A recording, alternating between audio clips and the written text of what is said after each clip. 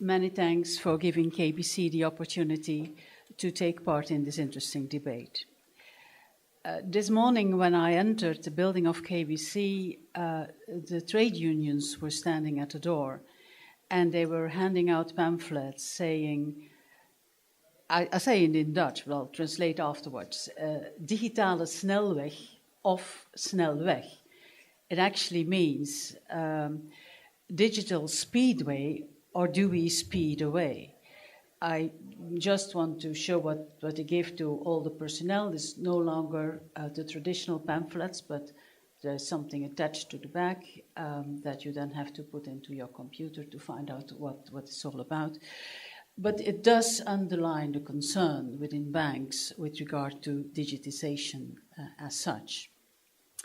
Because indeed, the challenge for banks in the digital age are not to be underestimated. Compared to which the regulatory agenda of the 5 past years was no more than a hurricane instead of a tsunami, and the tsunami today is called digitization. A tsunami travels at great speed and removes what stands in its way, and so does digitalization. It moves at great speed and will remove what stands in its way. And when we're talking about banking and financial services, this means jobs. Automated value chains using the cloud-secured blockchain technology are a direct threat to back office and middle office activities as we know them today.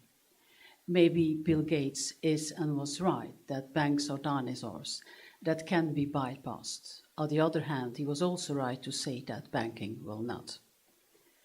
Digitization is for sure the greater challenge that the financial industry is facing today, and therefore, for most players in the financial markets, whether these are banks, asset managers, insurance companies, it is on top of their strategic agenda.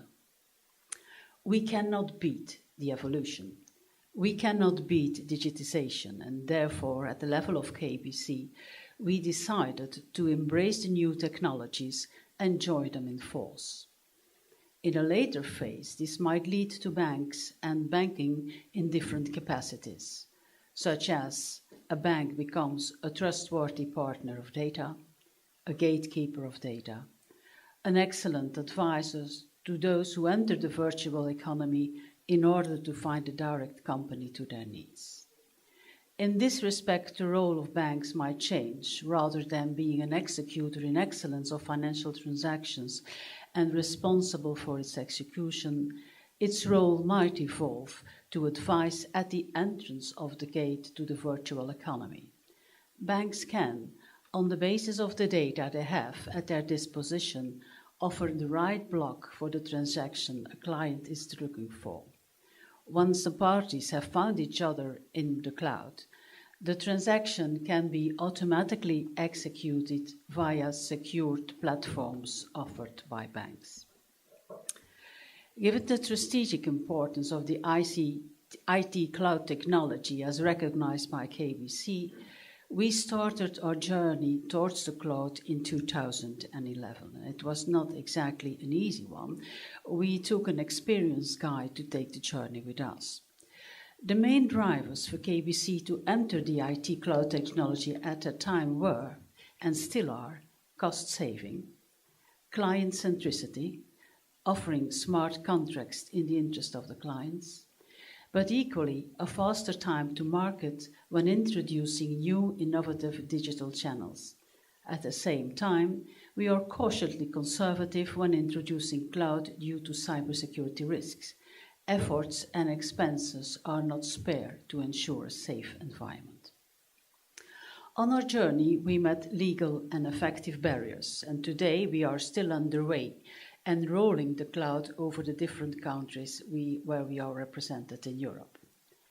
Based on this experience, we would call for greater regulatory cooperation on the one hand and harmonization in the digital financial services space on the other hand.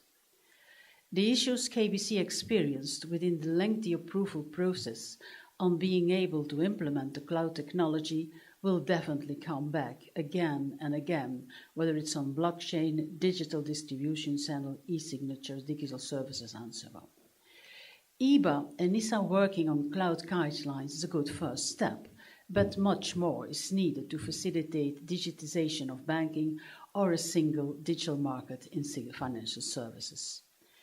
KBC would welcome if the Commission could consider a single digital supervisory approval process across a range of activities. This can either be done via the single supervisor mechanism and/or EBA.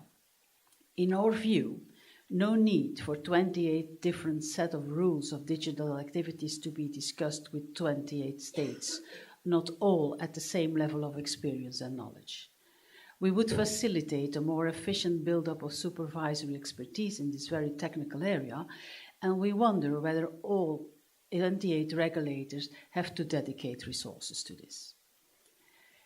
In light of consumer protection, the KBC would support to apply the same rule to the same services, regardless whether these services are provided by banks, fintech companies, or any other players in the market. Rather than having a regulation on the level of the companies, banks, insurance, asset management, we think that regulation should be horizontal over the activities regardless the players offering the services.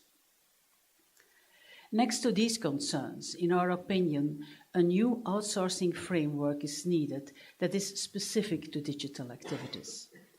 The 2006 outsourcing guidelines are too general and more focused on operative supervisory guidance and therefore not really applicable with cloud outsourcing demands we face today. Whether or not digitalization will take banking in its grip the way I have described it before has to be awaited. And other issues, such as power or electricity to keep up all these platforms alive and up to speed, security, infrastructure problems might pop up and slow down or even hinder the process.